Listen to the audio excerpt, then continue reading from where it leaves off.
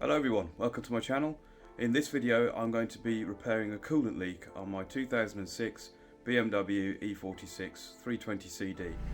Okay, so looking at the dashboard in the lower left we can see that the low coolant warning light is illuminated, and that is because of course the coolant level has dropped since we have a leak.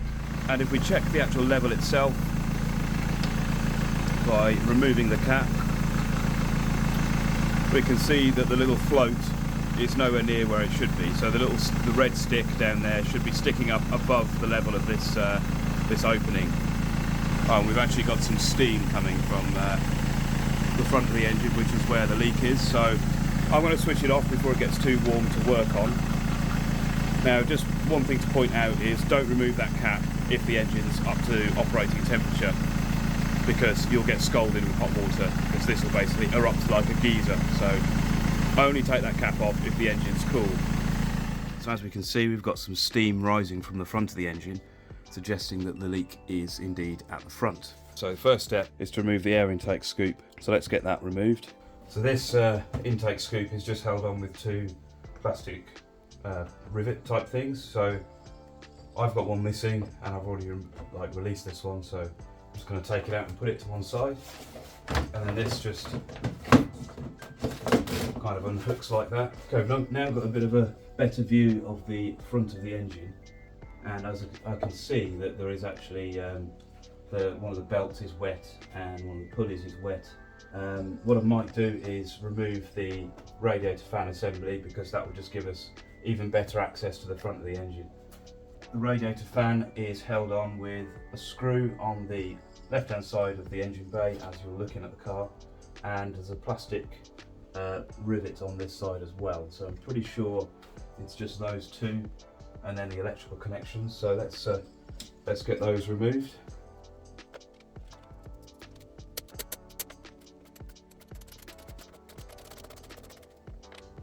And with these plastic rivet things, I normally use a flat-headed screwdriver just to pry the pin upwards, so that you can then grip it with a pair of pliers. You could also use like a small trim pry bar or plastic crowbar, but I don't have one of those to hand, so tell you what I might do actually is improvise.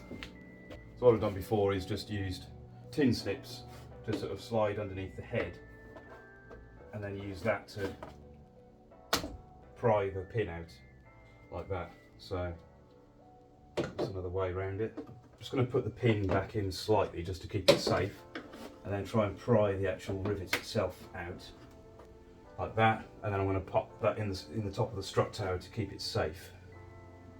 Okay, so I think the radiator fan should be free to remove, but we just need to disconnect the electrical connections, which are on the left here. So we've got two, one for the air quality sensor and the other for the power connector for the actual radiator fan itself. We've also got a vacuum connection here as well, which operates the shutters behind the radiator fan. So basically when the engine's cold, these shutters close under vacuum, just to reduce the airflow through the radiator. Anyway, let's remove the fan. So I'm just going to unplug the electrical connectors on the left, so I'll just show you where those are.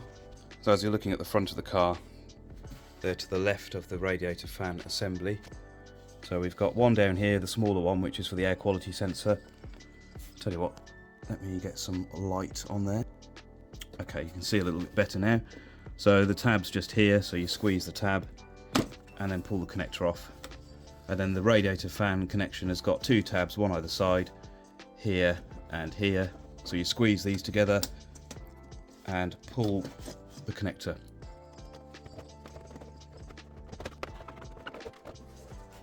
Okay, so that's the radiator fan assembly. So here you can see the shutters on the back, which open and close based on engine temperature.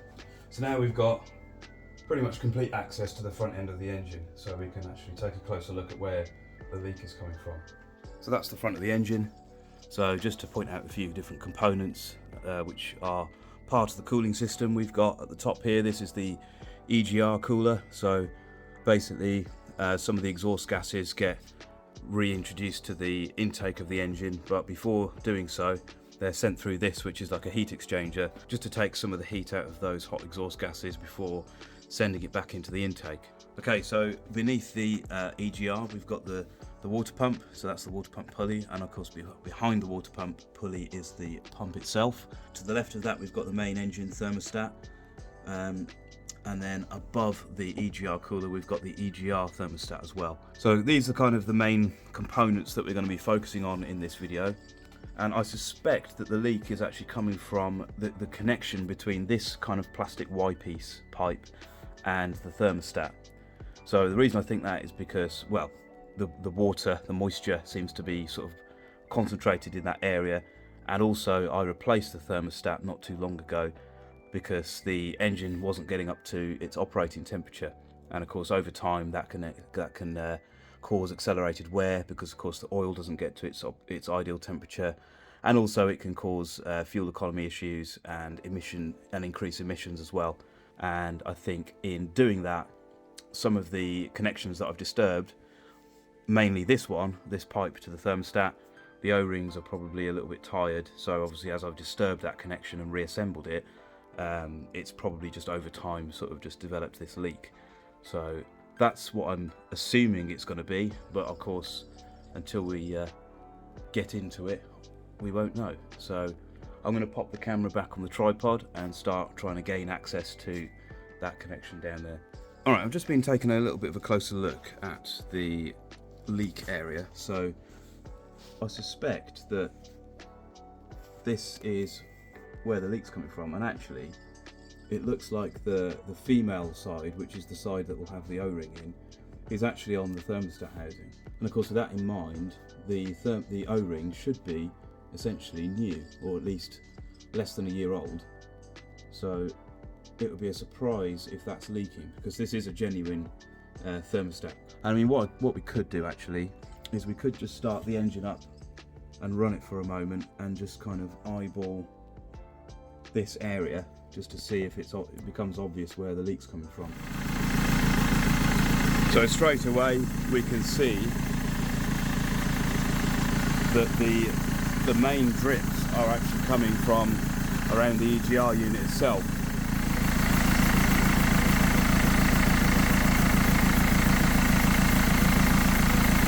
Yeah, it's definitely coming from this joint here, because as you can see, as I'm wiping away that drip, it's very quickly coming back. So that's good in a way, because it's a slightly easier part to access. Okay, so now we know where the leak's coming from. Let's take this top engine cover off just to give us a little bit better access to the EGR thermostat.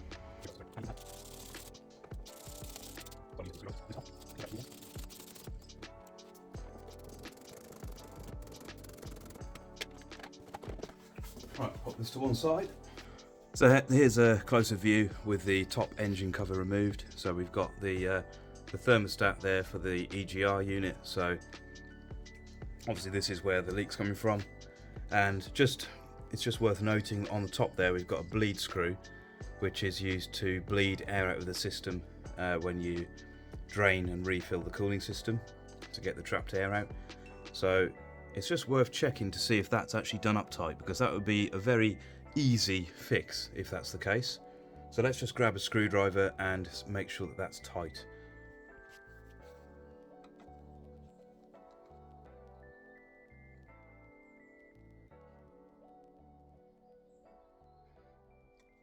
I mean, I've managed to just rotate it another 5 or 10 degrees, so I don't think that was the culprit, to be honest. But what we could do is just start the engine up again and see what happens.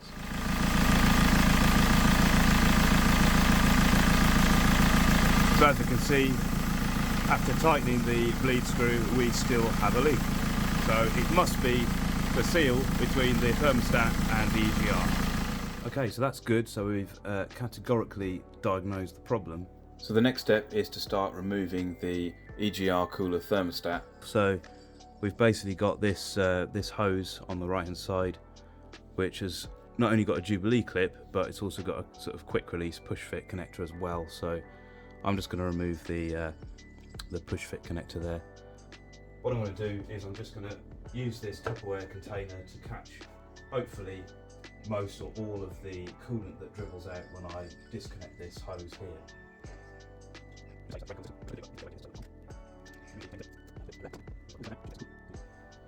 Oh, I've just realised actually, pulling this out actually disassembles the thermostat, so that's probably not the best idea.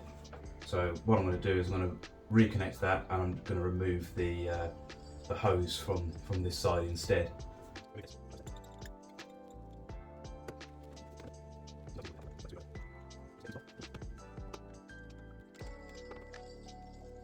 Okay, well that's good. We've not got any coolant leaking out actually, so that's handy. So put that to one side. So now we should just be able to remove the two hex head screws. Might be a bit tricky actually to get to that one.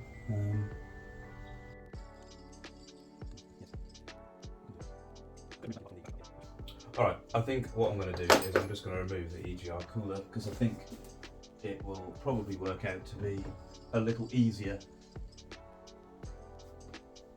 So first I'm going to disconnect the coolant hose from the bottom.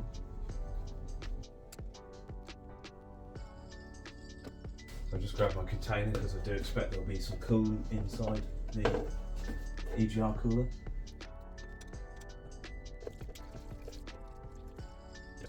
Okay, so just to give a close-up of what I'm going to be removing now. So if we look down there, we've got the input to the EGR cooler, so that joins onto the exhaust manifold, and we've got two screws for that connection down there. We've got a screw here which is one of the mounting brackets for the EGR cooler, and there's another one just there, and of course we've got the output connection here, and there's another output connection here as well. So I don't know if it really matters which one we remove. I can't remember which one I removed last time, so I'm just going to kind of work it out as I go along. So I've just noticed that there is actually another screw on this end of the EGR cooler, just there underneath the EGR thermostat, so I'm hoping that I'm going to be able to access that to remove it without too many problems.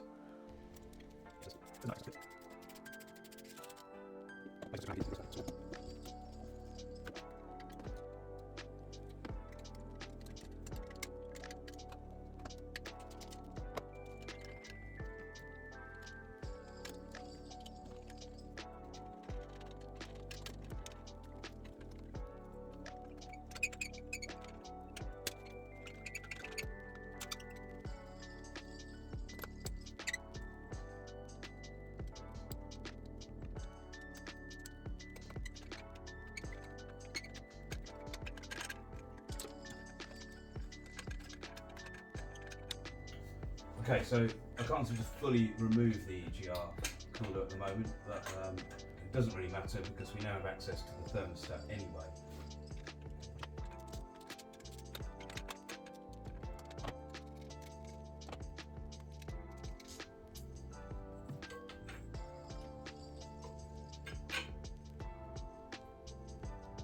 Okay, so I think we can see the problem now. So it looks like the O-ring has kind of started to break down, which is strange.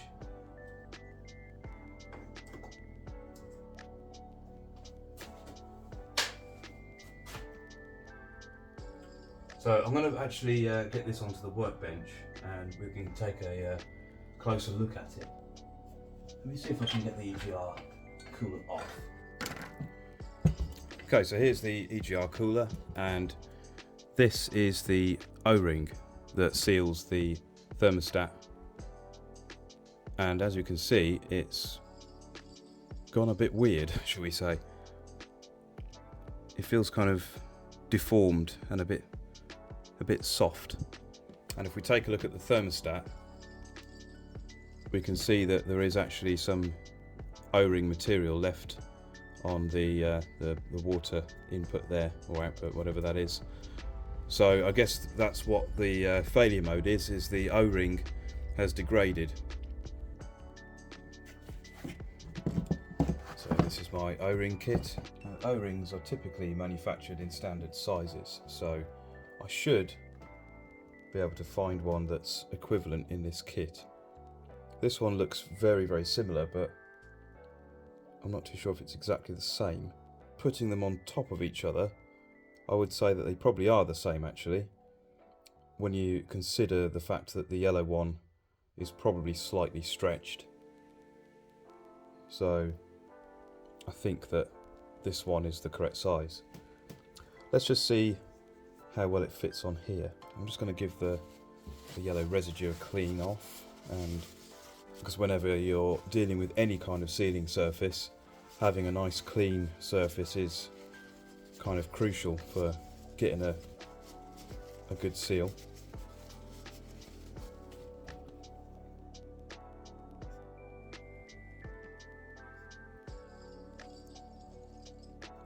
Now that O-ring certainly does seem to fit okay. If we put both of the O-rings on and just compare, just looking at the sort of overall diameter of both of them, I would say that they are the same. Okay, so I've got the new O-ring installed.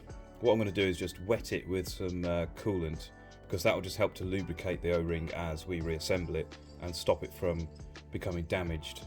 Just using the container of coolant that I've collected from draining the system, or draining the EGR cooler. So just going to apply some coolant to the O-ring all the way around the circumference. Just realised that I've not yet cleaned the hole where the old O-ring material still got some residue in there, so I'm just going to give that a wipe. Okay, so that's looking nice and clean. Yeah, that seems to fit in there quite nicely, so I'm quite confident that that should make a good seal. Okay, just going to grab the two screws.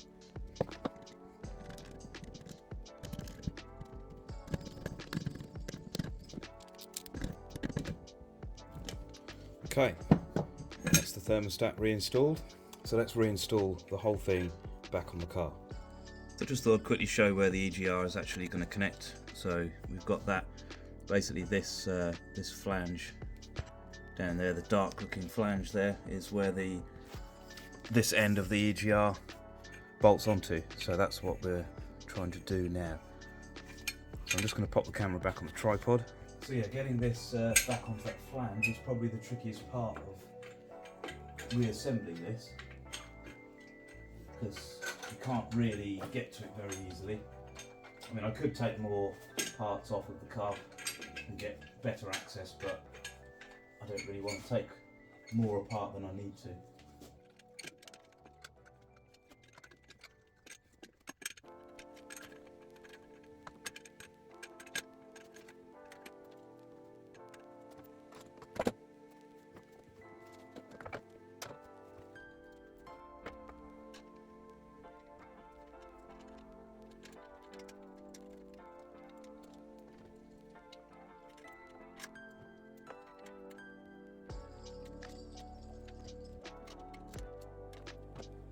Okay, so that's the hardest part of the reassembly done, so let's get the easy bits done. I think I spoke too soon. I've just realised that the mounting holes for the EGR cooler are lining up with the holes in the engine. So what I'm going to have to do is loosen off that coupling just to get some a little bit of movement to realign those holes.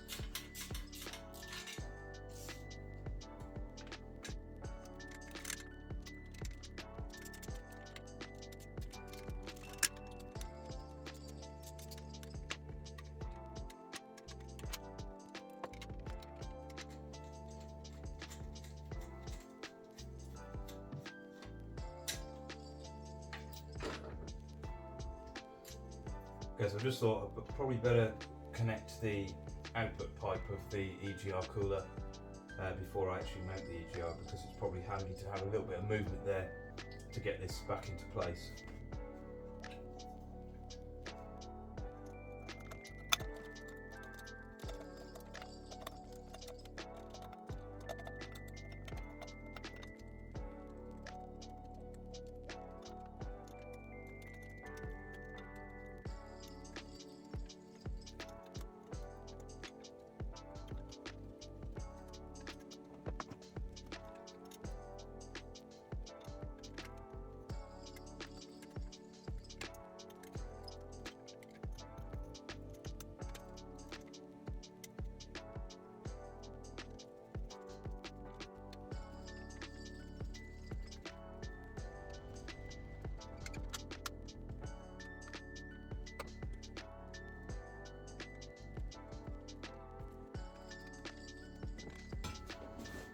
Okay, so when reinstalling this, I think it's a good idea to leave all these the connections and everything just a little on the loose side so that you can sort of manipulate everything to get it into the right spot. And then I would recommend tightening up the screws holding the EGR cooler to the engine, and then once the EGR cooler itself is secured, then tighten up all the flanges and the connections, because otherwise I think you can end up tightening up the connections and the flanges and everything, and the EGR cooler's not quite sat in the right place, and then the mounting holes won't line up. So that's the point we're at now. So let's get the mounting screws installed.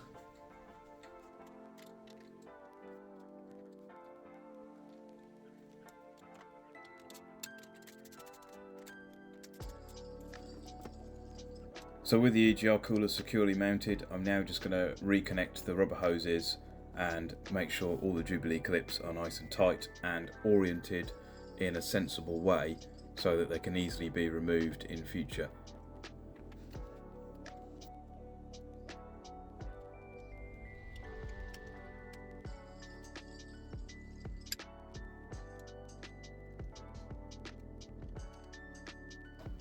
Okay, so the EGR cooler is now reinstalled, everything's connected up.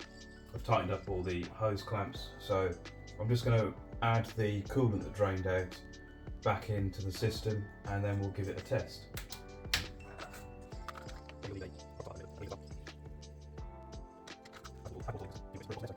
Alright, so everything's back together and connected up, so we should be able to start the engine and inspect for any leaks.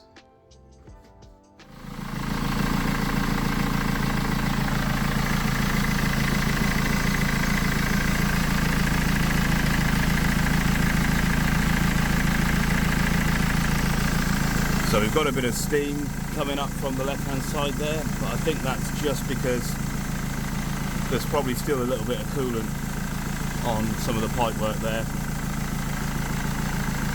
But the place that it was leaking from appears to be leak free now. So that's good.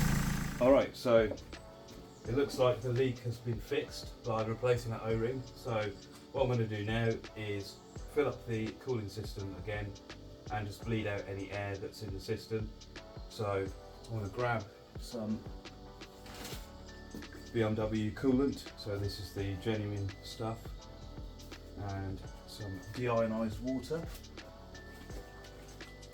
So it's important to use the correct coolant in any car really, because especially in a BMW, the coolant helps to lubricate the water pump. So if you use the wrong type of coolant, it could lead to damage to the water pump and other components such as gaskets, seals and things like that.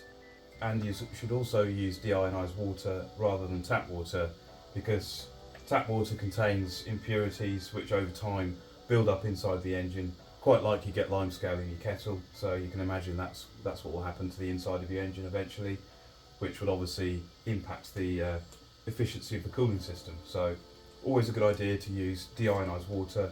Doesn't cost very much, and it just helps to prolong the life of your engine really. So let's get this mixed up. So you're supposed to use this in a 1-to-1 ratio. So I'm going to grab a jug, mix this up and pour it in.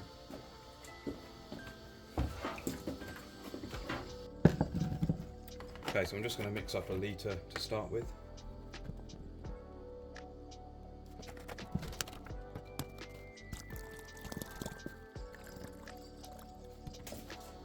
Right, now the important thing to note when you're doing this on a BMW is that you're supposed to do this with the ignition on, the heater set to maximum, and the heater fan set to minimum. I suppose that last point is really just to save the battery, because you don't want to run the fan at full speed because that will drain your battery while you're doing it. And then essentially you want to slowly pour the coolant in with the bleed screws open until the coolant starts to dribble out without any bubbles. And the key thing, and as you can hear, I've got the ignition on because the auxiliary water pump is running as we speak, and the purpose of that pump is just to keep the heater blowers blowing hot whilst the ignition's off. So if you're parked up somewhere, you can leave the ignition on. This pump will run, meaning that the hot water from the engine is still circulating through the heater matrix. So your heaters basically stay nice and hot, obviously until the engine cools down. So it's quite a nice little feature there. So if you, as I say, if you're parked up waiting for somebody or waiting for a ferry or something like that, it's cold. You know, you can keep the cabin of the car warm without running the engine. So yeah. Anyway, let's start adding this coolant. So I'm just going to open this bleed screw.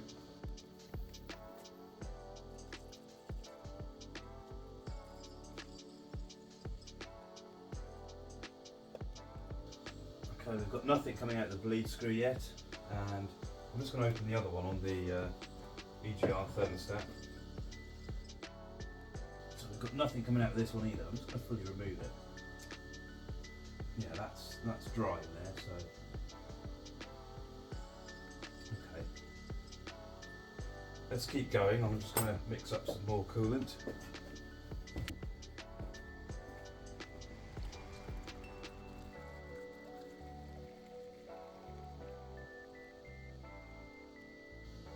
Okay, so the coolant's just started dribbling out there. I don't know if you can see that. And have we got anything out the other one? Not yet. Let's just put a little bit more in. So we've not got any bubbles here, so I'm going to close that one.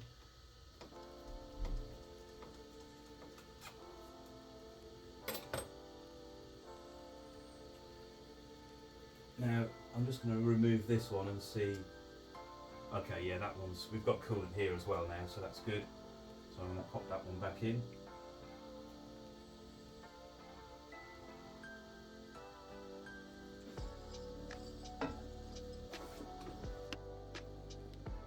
Okay, so I think we're there. So I might just remove a little bit of coolant out of there just so it's roughly at the correct level. So best thing to use for that is probably a turkey baster if you've got one, but I don't have one of those, so I'm going to improvise with something. Not too sure what right now, but I'll come up with something. Okay, so I've got a big syringe, so that'll do, I think.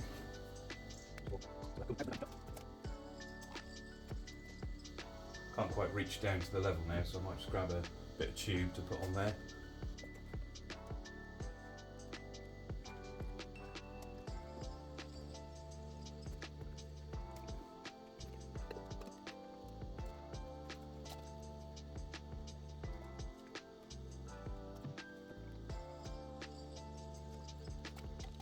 Okay, the coolant's now at the correct level, so we can see that the level is between the min and max on the little float stick indicator. So I'm going to reinstall the cap.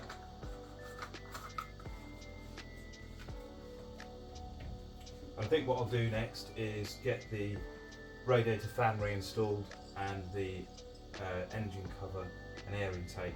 Basically just put everything back together now and give the car a little test drive.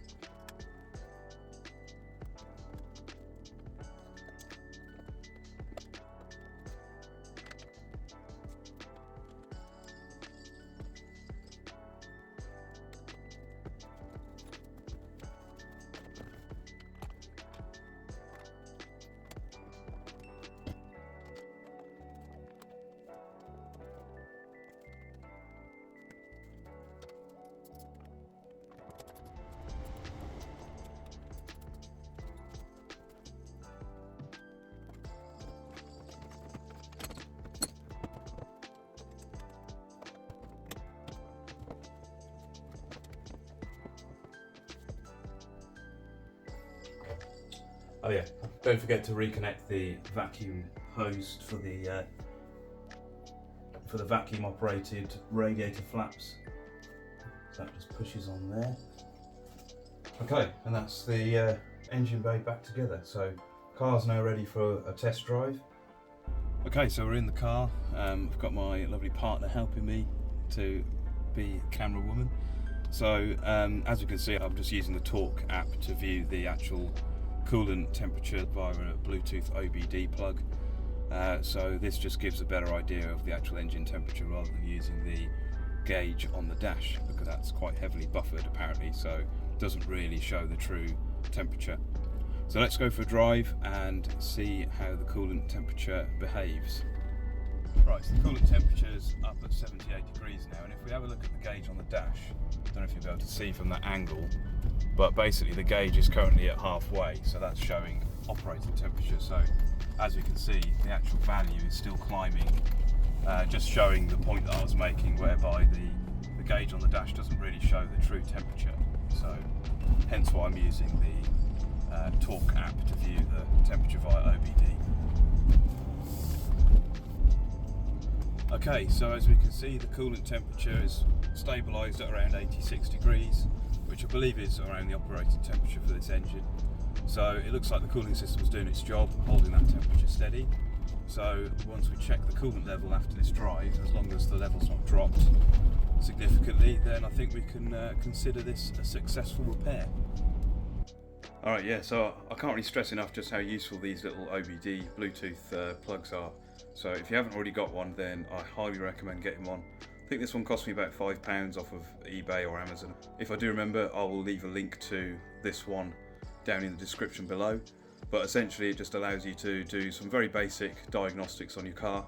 So you can read live data from the ECU, and you can also reset fault codes and read fault codes as well. So really helpful tool for diagnostics. Okay, so it's been a couple of hours after the test drive, so the engine should be cool enough to open the radiator cap. So let's just take a look at the level. Okay, yeah, that's just about on the minimum. So it's dropped a little bit, which might just be due to some air finding its way out of the system or something like that, but definitely nothing to worry about. But yeah, it looks like the leak is repaired. Okay, so after the test drive, the level hasn't really dropped very much at all, so that's a good sign. Over the next few journeys in the car, I'll monitor the level, but so far it looks like it's all good.